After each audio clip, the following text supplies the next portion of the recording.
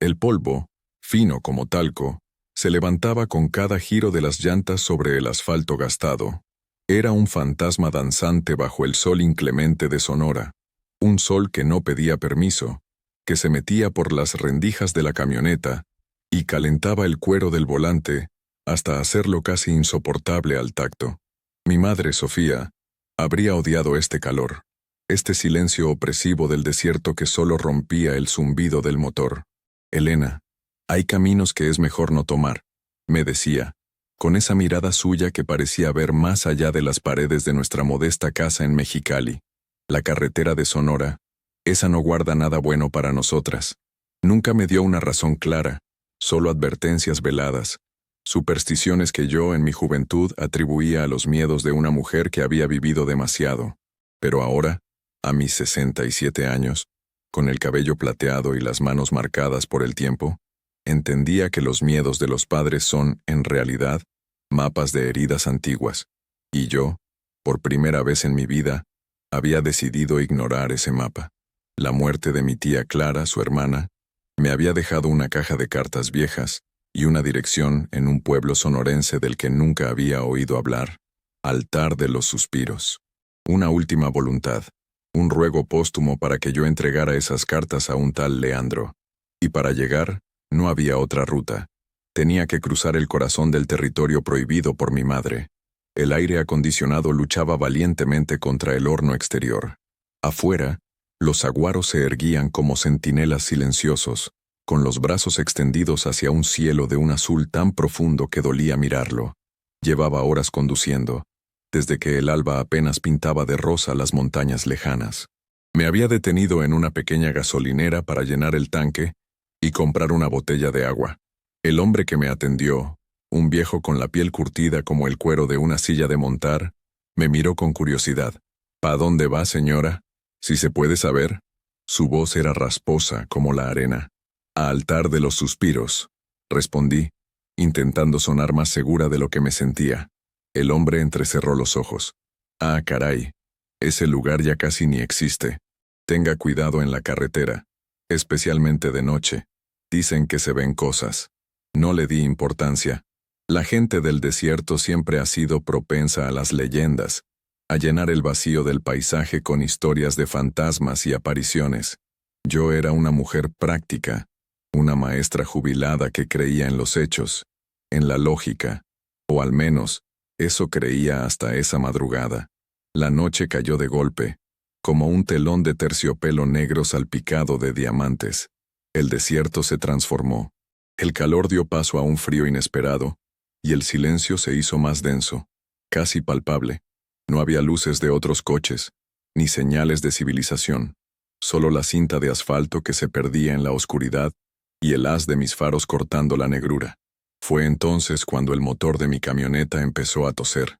Primero fue un pequeño tirón, luego otro, más violento.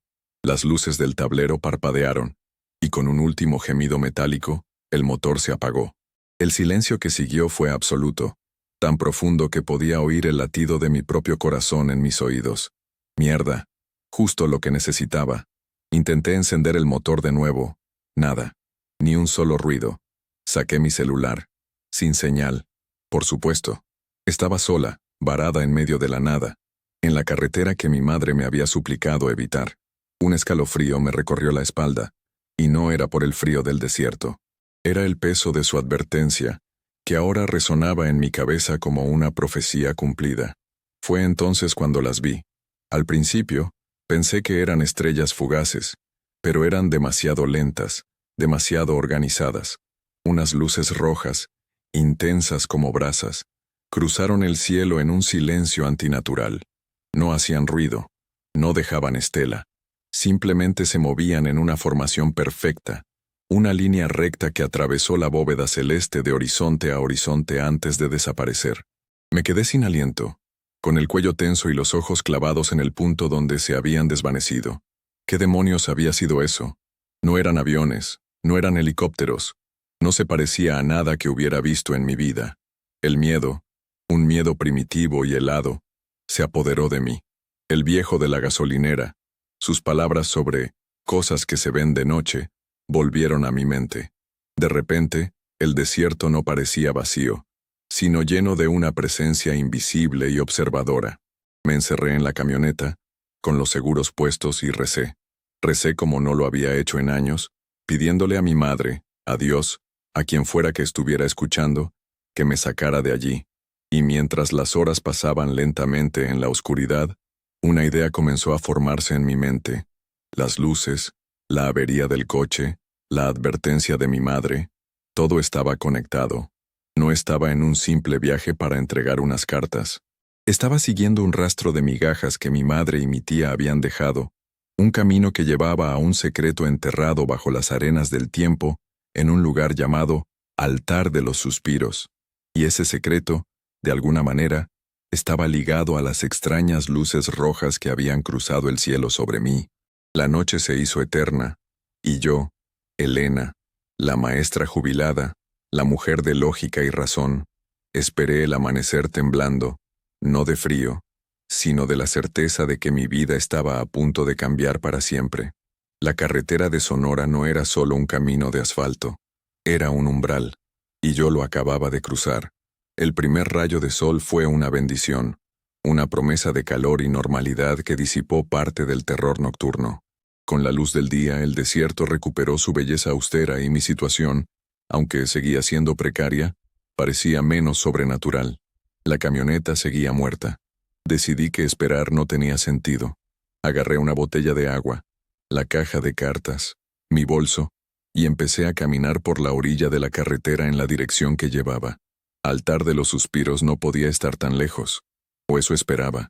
Caminé durante lo que parecieron horas, con el sol pegándome en la nuca y el sabor a polvo en la boca.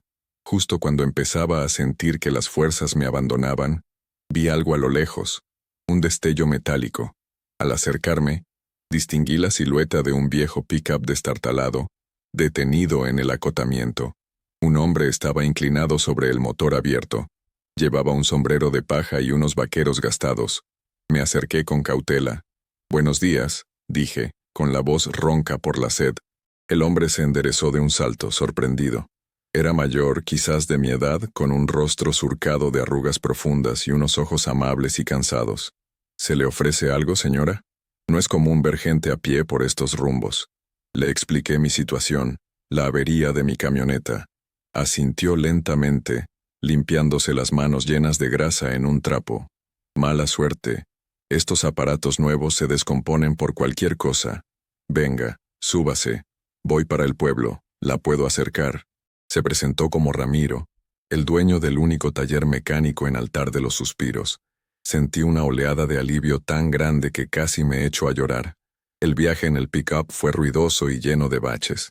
Ramiro me contó que Altar de los Suspiros ya no era lo que fue. Antes, cuando la mina de plata daba, esto era un hervidero de gente. Ahora solo quedamos los tercos y los fantasmas. Me reí, pero él no. Me miró seriamente. Lo digo en serio. Este desierto tiene memoria. Y a veces, la memoria se deja ver. No pude evitar pensar en las luces rojas. Le pregunté, con la mayor naturalidad que pude, si alguna vez había visto algo extraño en el cielo nocturno. Ramiro tardó en responder. «A veces», dijo finalmente, con la vista fija en el camino, «luces que no son de este mundo. Mi abuelo decía que eran los guardianes de la mina. Otros dicen que son almas perdidas. Nadie sabe a ciencia cierta. Es mejor no hacerles caso». Su respuesta, lejos de calmarme, solo avivó mi intriga. Llegamos a Altar de los Suspiros. Era un puñado de casas de adobe descoloridas por el sol, una iglesia con el techo a punto de derrumbarse y una plaza central con un kiosco oxidado. El taller de Ramiro era un cobertizo de lámina al final de la calle principal. Mientras él organizaba una grúa para ir por mi camioneta, me indicó dónde podía encontrar a Leandro, el destinatario de las cartas. Vive en la casa grande al final de la loma, la que tiene los bugambillas. Don Leandro Valverde. Fue el patrón de la mina antes de que todo se fuera al carajo. Valverde. El nombre me sonó, pero no supe de dónde. Caminé por la calle polvorienta, sintiendo las miradas de los pocos habitantes que se asomaban por sus ventanas. La casa de Leandro Valverde era la única que mostraba signos de prosperidad. Era una vieja casona de estilo colonial, bien conservada, rodeada por un muro alto y un jardín sorprendentemente verde. Toqué el pesado portón de madera. Una mujer de rostro adusto, vestida con un delantal, me abrió. ¿Qué se le ofrece? Le dije que tenía un encargo para el señor Leandro. Me miró de arriba abajo, evaluando mi ropa sencilla y mi rostro cansado por el viaje. Espere aquí. Desapareció dentro de la casa. Unos minutos después, regresó y me hizo pasar a un patio interior fresco y sombreado, lleno de macetas con geranios. Un hombre mayor, elegantemente vestido con una guayabera de lino y pantalones claros, estaba sentado en un sillón de mimbre. Era alto, delgado, con el cabello completamente blanco y unos ojos azules, sorprendentemente intensos. ¿Usted es Elena?, preguntó con una voz profunda y educada. Asentí. Soy Leandro Valverde. ¿En qué puedo servirle? Saqué la caja de cartas y se la extendí. Mi tía, Clara, me pidió que le entregara esto. Falleció hace 2 semanas. Leandro miró la caja como si fuera una serpiente. Sus manos, finas y cuidadas, temblaron ligeramente al tomarla. La abrió y sacó un fajo de sobres amarillentos, atados con un listón de seda descolorido. Sus ojos se llenaron de una emoción que no supe descifrar. Dolor, sorpresa, quizás arrepentimiento. Clara, susurró. Luego levantó la vista y me miró fijamente. Usted es hija de Sofía, ¿verdad? Tiene sus mismos ojos. El corazón me dio un vuelco. Mi madre nunca había mencionado este lugar, ni a este hombre. Sin embargo, él la conocía. Sí, respondí, con la voz apenas audible. Sofía era mi madre. Leandro cerró los ojos por un instante, como si estuviera reviviendo un recuerdo doloroso. Pase, por favor, siéntese. Creo que usted y yo tenemos mucho de qué hablar, y creo que es hora de que alguien conozca la verdadera razón por la que su madre siempre evitó la carretera de Sonora. Me ofreció un vaso de agua fresca, y mientras el sol de la tarde empezaba a declinar, Leandro Valverde comenzó a desentrañar una historia de amor, traición y secretos que había permanecido enterrada en el desierto por más de 50 años. Una historia que explicaba el miedo de mi madre y, quizás, hasta las misteriosas luces rojas en el cielo. La voz de Leandro era un murmullo suave, teñido de una melancolía que parecía adherida a las paredes de la vieja casona. Su madre no se llamaba Sofía cuando yo la conocí, comenzó, con la vista perdida en las cartas que sostenía en su regazo. Su nombre era Estrella, Estrella de la mañana, le decían todos, por el brillo que tenía en la mirada. Era la muchacha más hermosa de todo el estado. Y no lo digo por cortesía. Su familia trabajaba para la mía, en la mina de plata que mi padre administraba con mano de hierro. Describió a una joven vibrante, llena de sueños, que contrastaba con la dureza de la vida en altar de los suspiros. Mi tía Clara era su confidente, su sombra. Ambas eran inseparables. Leandro, el hijo menor del patrón, se enamoró perdidamente de ella. Fue un amor prohibido, un cliché de novela, pero para ellos fue tan real como el sol del desierto. Se veían a escondidas, en las noches de luna llena, cerca de los viejos pozos de la mina. Soñaban con escapar, con una vida lejos del control de su padre y de las habladurías del pueblo. Yo le prometí que nos iríamos a la Ciudad de México, que nos casaríamos.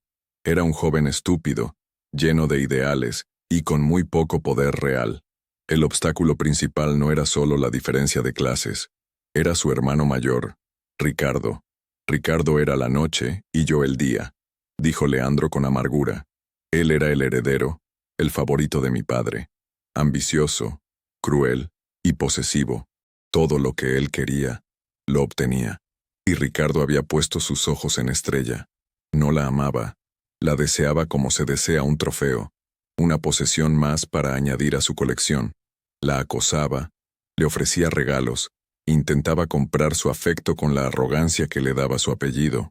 En una de sus visitas a la capital, Ricardo había vuelto presumiendo un estilo de vida que deslumbraba y a la vez intimidaba a la gente del pueblo.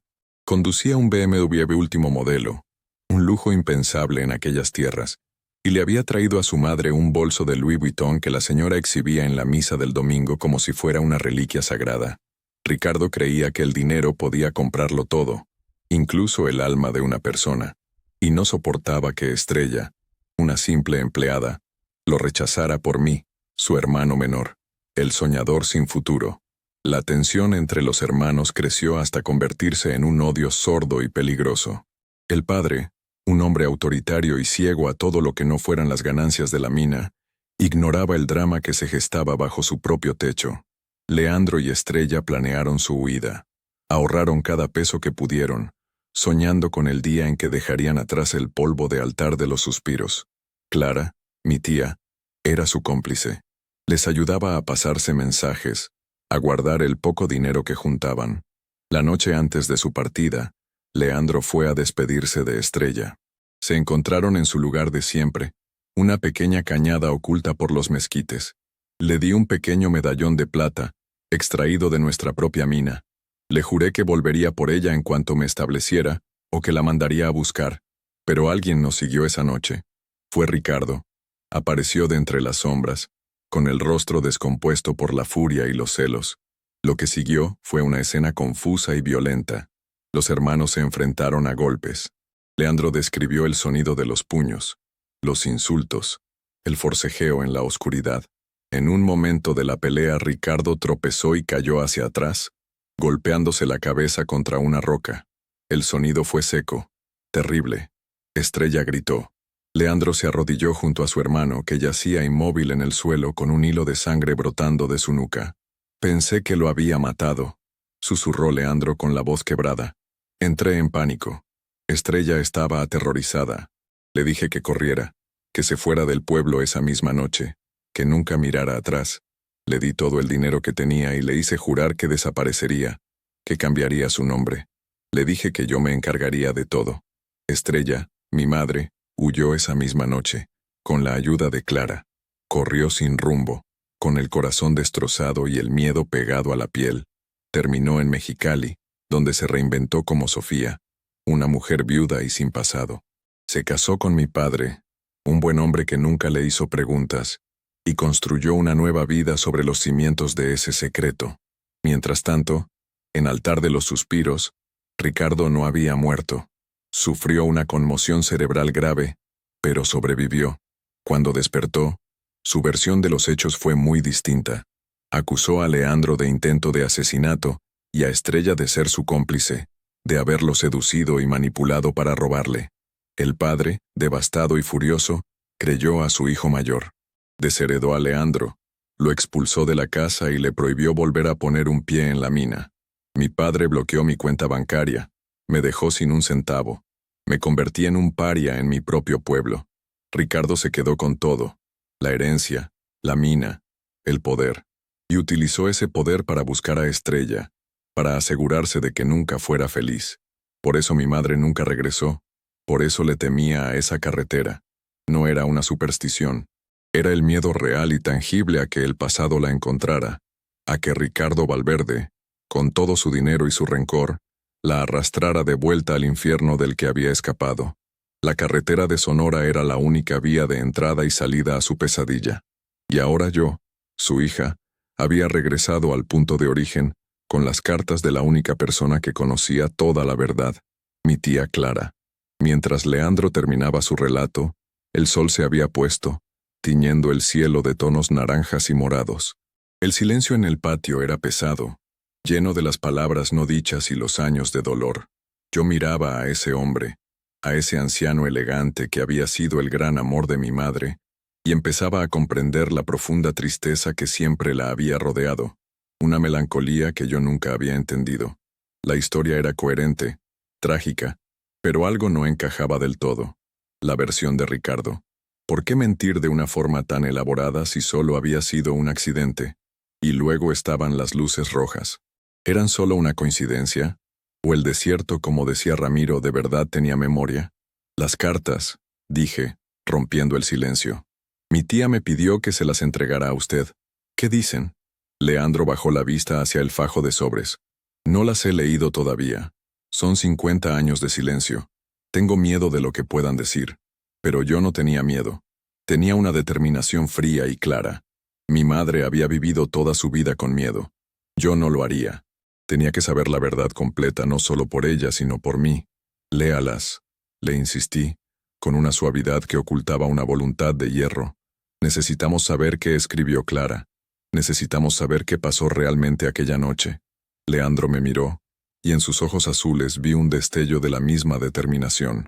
Asintió lentamente, tomó el primer sobre, y con manos temblorosas rompió el sello. El pasado, por fin, iba a hablar. Cada carta era un fragmento del rompecabezas, una pieza de la vida secreta de mi madre y mi tía. Clara, con su caligrafía apretada y meticulosa, había documentado todo. Las primeras cartas hablaban de la huida desesperada de Estrella, de su llegada a Mexicali, del miedo constante a ser encontrada. Describía cómo adoptó el nombre de Sofía, cómo conoció a mi padre, un hombre sencillo y bondadoso, que le ofreció la paz que tanto anhelaba. Escribía sobre mi nacimiento, sobre cómo yo me había convertido en la luz que la mantenía a flote, pero también en un ancla que la ataba a su nueva identidad, a su nueva vida construida sobre una mentira piadosa. Clara le contaba a Leandro todo esto en secreto, enviando las cartas a través de una amiga de confianza que vivía en otra ciudad, para que Ricardo nunca pudiera interceptarlas. Eran un testimonio de lealtad inquebrantable entre hermanas, un hilo invisible que las mantuvo conectadas a pesar de la distancia y el peligro. Leandro leía en voz alta, con la voz entrecortada por la emoción. Yo escuchaba, y la imagen de mi madre se recomponía en mi mente. Ya no era solo la mujer que me había criado, la maestra estricta pero cariñosa. Era Estrella, una joven valiente que había amado con locura y que había sacrificado todo para sobrevivir. Pero las cartas también revelaban un secreto mucho más oscuro. En una de las últimas, escrita pocos meses antes de su muerte, Clara confesaba la verdad completa de aquella noche en la cañada. Ricardo no solo los había seguido, los estaba esperando. No fue una pelea casual, fue una emboscada. Y Ricardo no tropezó y cayó. En el forcejeo, sacó un pequeño cuchillo. Intentó atacar a Leandro, pero Estrella se interpuso. En la confusión fue Leandro quien, en un acto de defensa desesperada, empujó a Ricardo provocando la caída. Sin embargo, la mentira de Ricardo tenía un propósito mucho más siniestro que simplemente vengarse de su hermano. La caída le había provocado una lesión, pero no la que todos creían. Le había causado una herida interna que, con el tiempo, lo dejó estéril. Un secreto humillante que Ricardo no podía soportar. Por eso inventó toda la historia, susurró Leandro, con el rostro pálido.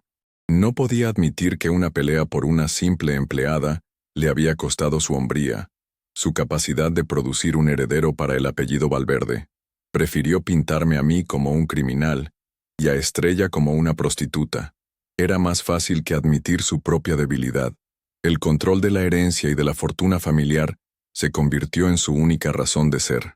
Se casó con una mujer de buena familia, pero nunca tuvieron hijos, algo que siempre se atribuyó a la mala salud de su esposa. Una mentira más para cubrir la primera. Ricardo había usado su poder y su dinero para tejer una red de espías y vigilancia.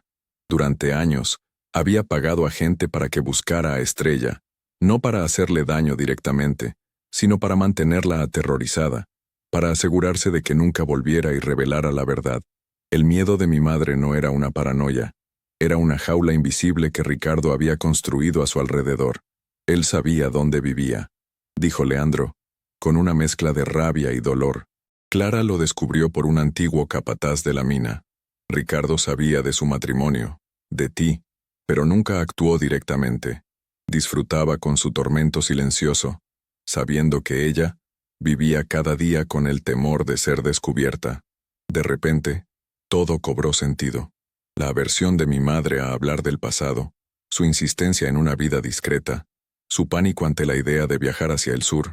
Había vivido como una prisionera en una libertad aparente, y yo, su hija, había crecido a la sombra de esa prisión sin siquiera saber que existía. La última carta de Clara era una súplica. Le pedía a Leandro que, si alguna vez yo aparecía, me contara la verdad. Elena merece saber de dónde viene, había escrito. Merece conocer la fuerza de la mujer que fue su madre, y merece saber que el monstruo que la atormentó sigue vivo y coleando. La revelación me dejó sin aliento. El dolor por mi madre era inmenso, una ola que amenazaba con ahogarme. Pero debajo del dolor, una nueva emoción empezó a surgir, la ira. Una ira fría y decidida. Ricardo Valverde no solo le había robado a mi madre su primer amor y su hogar, le había robado su paz durante 50 años, y seguía allí, viviendo una vida de lujo y mentiras, probablemente en alguna mansión en Hermosillo, celebrando sus negocios en restaurantes caros de Polanco, mientras mi madre vivía con el miedo cosido al alma. Mi camioneta ya debe estar lista, dije, levantándome. Mi voz sonó más firme de lo que me sentía. Leandro me miró confundido. ¿Qué vas a hacer? Voy a hacer lo que mi madre nunca pudo. Respondí, con la mandíbula apretada. Voy a enfrentarme a Ricardo Valverde. Leandro intentó disuadirme. Me dijo que Ricardo era peligroso, que tenía influencias, que no ganaría nada removiendo el pasado. Pero no estaba escuchando. Mi propósito era claro, como si una vida de dudas se hubiera evaporado en ese instante. Esto ya no era por las cartas ni por un encargo póstumo. Era por Estrella. Era por Sofía. Era por mí. Antes de irme, le hice a Leandro una última pregunta. ¿Y las luces rojas? ¿Qué son? Leandro sonrió con tristeza. Es una leyenda local. Dicen que son los espíritus de los mineros que murieron en un derrumbe hace muchos años, buscando el camino a casa. Otros, los más viejos, dicen que aparecen cuando una gran injusticia está a punto de ser corregida, como una señal. Quizás solo sea poesía del desierto, o quizás no. No importaba. Para mí, habían sido la señal que necesitaba, la fuerza inexplicable que había averiado mi camioneta y me había obligado a detenerme, a desviarme del camino trazado para encontrar el que realmente debía seguir. Fui al taller de Ramiro. Mi camioneta estaba reparada. Un cable suelto, algo insignificante, o quizás no tanto. Le pagué a Ramiro y le pregunté si sabía dónde podía encontrar a Ricardo Valverde. Ramiro me miró con sus ojos sabios. El diablo vive en Hermosillo, en una fortaleza en el Cerro de la Campana. Pero tenga cuidado, señora. Hay tumbas que es mejor no profanar. Le agradecí el consejo, pero mi decisión estaba tomada. Me subí a la camioneta, y en lugar de regresar a casa puse rumbo a Hermosillo. La carretera de Sonora ya no me daba miedo. Ahora era el camino hacia la justicia. El viaje a Hermosillo fue un trance.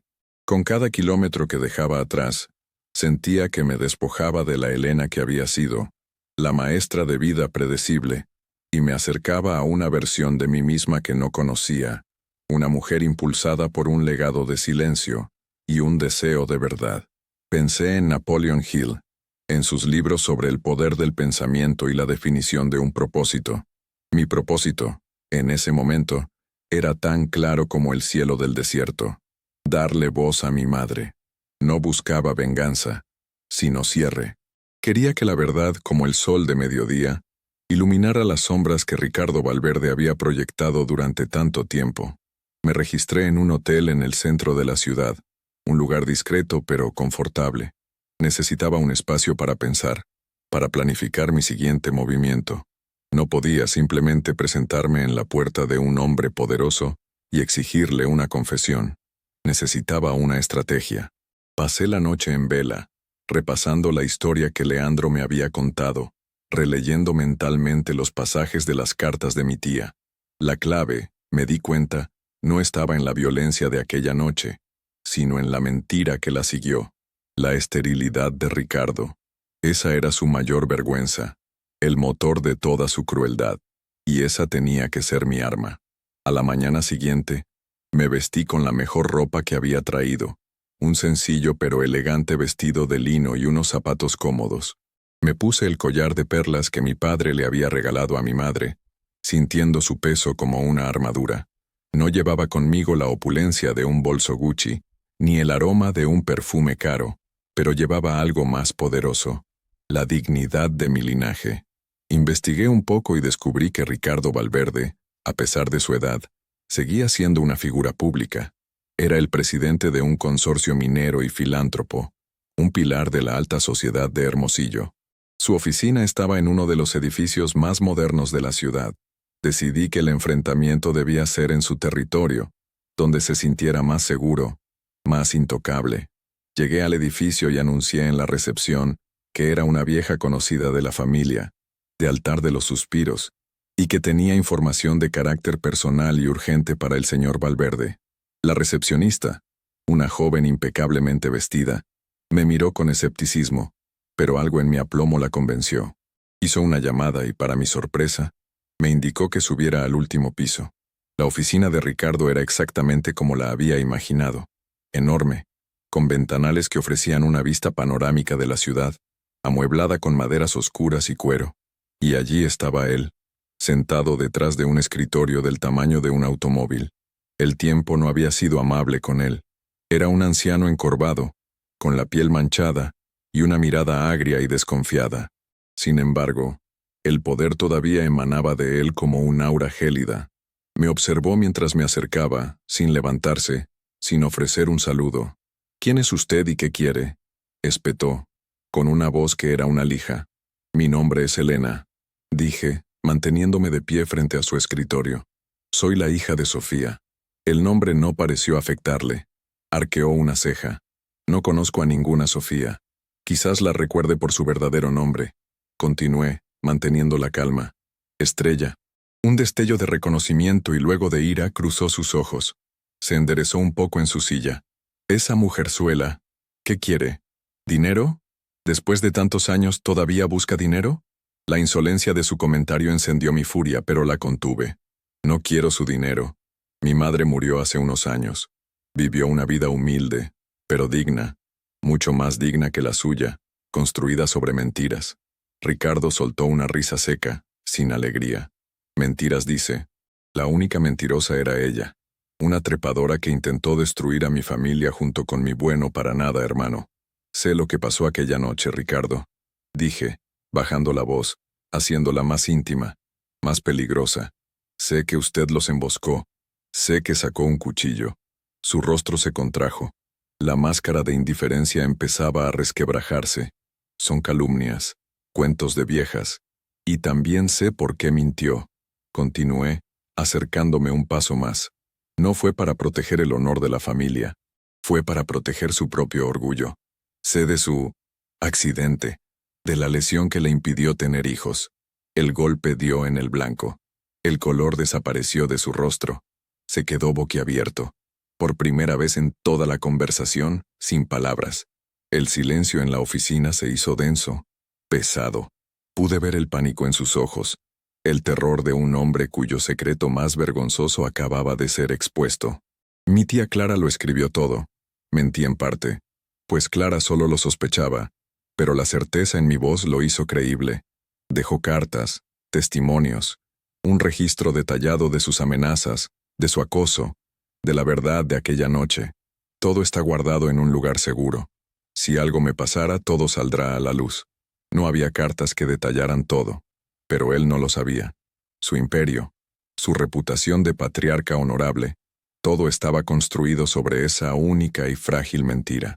Y yo acababa de poner mi dedo sobre la grieta. Ricardo se derrumbó, no físicamente, sino espiritualmente. La arrogancia se desvaneció, reemplazada por la patética figura de un anciano asustado. Esa mujer arruinó mi vida, siseó, con veneno en la voz. Lo merecía. Merecía vivir con miedo. «Nadie merece vivir con miedo», repliqué con frialdad. «Mi madre nunca le hizo daño. Lo único que hizo fue amar a su hermano.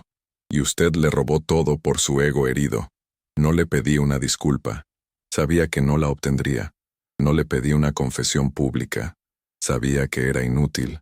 Lo único que quería era que él supiera que yo sabía, que el secreto que le había dado poder sobre mi madre, ahora me daba poder a mí sobre él.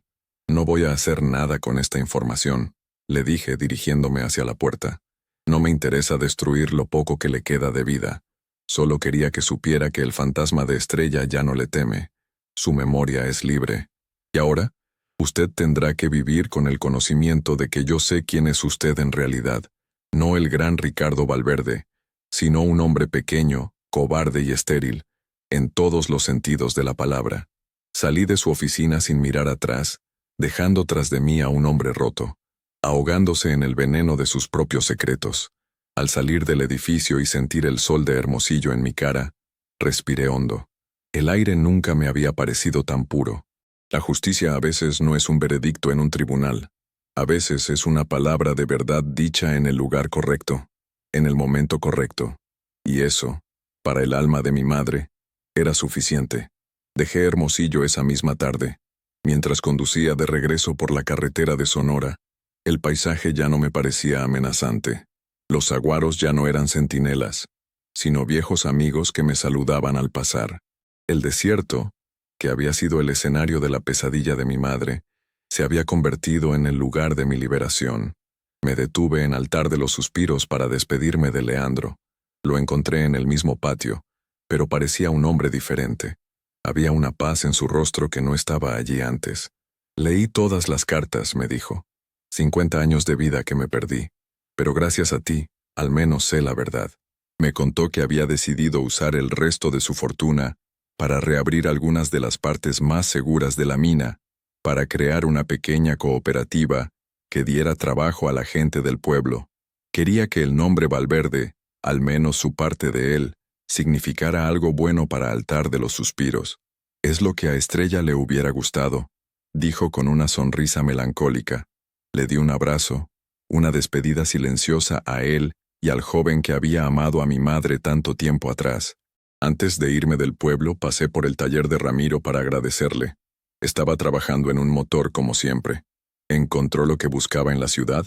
Me preguntó sin levantar la vista. Sí, Ramiro. Lo encontré. Respondí. Él asintió. A veces uno tiene que ir lejos para encontrar lo que siempre estuvo dentro. Que le vaya bien, señora, y no le tenga miedo al cielo nocturno. Las luces solo guían a quienes necesitan ser guiados. Sus palabras se quedaron conmigo mientras me alejaba de Altar de los Suspiros, viéndolo encogerse en el espejo retrovisor hasta desaparecer.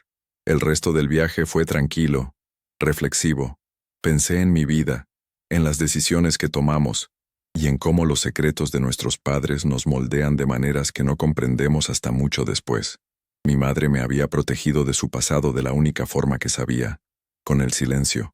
Pero a veces, la protección más grande no es un muro, sino una puerta abierta a la verdad. Al anochecer, mientras cruzaba la última parte del desierto, volví a pensar en las luces rojas. No las volví a ver, pero sentí su presencia de una manera extraña y reconfortante. Ya no eran un presagio de peligro, sino un símbolo de conexión. Una conexión con mi madre, con su historia, con la fuerza que no sabía que yo llevaba dentro. Llegué a mi casa en Mexicali pasada la medianoche. Todo estaba como lo había dejado, pero yo no era la misma. La casa se sentía diferente, menos silenciosa. Era como si el espíritu de mi madre, finalmente en paz, hubiera vuelto a habitarla. Saqué la vieja caja de madera donde guardaba sus pocas pertenencias. Dentro, encontré el pequeño medallón de plata del que Leandro me había hablado. Lo abrí. En un lado, había un grabado diminuto de una estrella. En el otro, una inicial, L. Mi madre lo había guardado toda su vida. Se lo había llevado a la tumba como el último vestigio de la joven que fue, de la vida que pudo haber sido. Me colgué el medallón. No era un recordatorio de una tragedia, sino un emblema de un amor que había sobrevivido al tiempo, al miedo y a la maldad. Era la prueba de que, incluso en el desierto más árido, la belleza y la lealtad pueden florecer. Los días que siguieron fueron de una calma profunda. Volví a mi rutina, a cuidar de mi jardín, a leer mis libros, pero algo había cambiado. Una paz interior que nunca antes había experimentado. Había enfrentado el fantasma de mi familia, y había salido al otro lado, no ilesa, pero completa. Había entendido, por fin, la lección más importante que mi madre, con su silencio, había intentado enseñarme, que la verdadera fortaleza no reside en evitar los caminos peligrosos, sino en tener el coraje de transitarlos cuando es necesario, armados con la verdad y guiados por el amor. La carretera de Sonora ya no era un lugar prohibido en mi mapa mental. Era el lugar donde había encontrado la pieza perdida de mi propia historia, bajo un cielo cruzado por luces rojas que, ahora lo sabía, no eran otra cosa que las brasas de un pasado que se negaba a extinguirse hasta que su historia fuera contada. Gracias por llegar hasta el final de esta reflexión. Si estás leyendo esto, quiero que sepas que no estás solo. Ahora, Te invito a un momento de calma. Voy a compartir una oración. No importa tu religión, sino tu fe. Una oración pensada para ayudarte, para abrazar a todos los que en silencio luchan, sienten, esperan. Solo cierra los ojos un instante y deja que estas palabras te acompañen. Ten fe, todo va a estar bien. Orar, encenderse por dentro. Hay dolores que nadie ve, dolores que no gritan, no sangran, pero pesan como un velo sobre los hombros. Esos que uno carga en silencio, tratando de entender, de seguir, de soportar. Pero hay un momento, y yo he estado ahí varias veces, en que el esfuerzo cansa, la mente se rinde, y algo dentro de uno se arrodilla, no por debilidad, sino por verdad. Es en ese instante cuando la oración comienza, o mejor dicho, aparece. No esa hecha con palabras bonitas o promesas apresuradas, sino la que brota de un lugar tan profundo que ni siquiera tiene nombre, como un susurro del alma diciendo, ya no puedo sola. Orar, descubrir, no es pedir, es recordar. Recordar quiénes somos cuando el ego se aquieta. Recordar que la vida también late en lo invisible, que hay un centro en nosotros donde todo descansa, y que, aunque por fuera todo parezca derrumbarse, ese centro permanece. A veces, orar es simplemente cerrar los ojos y recogerse como una flor que siente el frío de la noche. Es permitir que una presencia suave nos envuelva, no como magia, sino como sustento, como quien dice sin prisa, aquí estoy, incluso ahora. La oración, o la súplica, no cambia el mundo, pero cambia a quien ora. No evita los dolores, pero transforma la forma en que atravesamos cada uno de ellos. Nos da una mirada más tierna, un corazón menos endurecido, un paso más firme, incluso en la oscuridad. Es como si, por un instante, el alma flotara por encima del tiempo y regresara al cuerpo con más paz. No una paz ruidosa, sino esa que solo quien ha pasado por el caos puede reconocer. Orar es afinar la escucha. La mente se calla y la intuición despierta. Las respuestas no siempre vienen en palabras. A veces son solo percepciones, toques sutiles, un calor en el pecho. La oración ilumina lo que estaba turbio, deshace nudos que ni sabíamos que teníamos. Y lo más bonito es que no tiene que ser complicado. Orar es hablar con Dios, con el universo, con esa inteligencia amorosa que nos habita y nos envuelve, incluso cuando lo olvidamos. Y no tiene que sonar bonito. No necesitas saber rezar. No necesitas entender nada sobre la fe. Puede ser un desahogo en la ducha, una lágrima en la almohada, una frase susurrada antes de dormir. Cuídame. Puede ser incluso el silencio, cuando el dolor es tan profundo que no salen palabras. Dios entiende todo eso.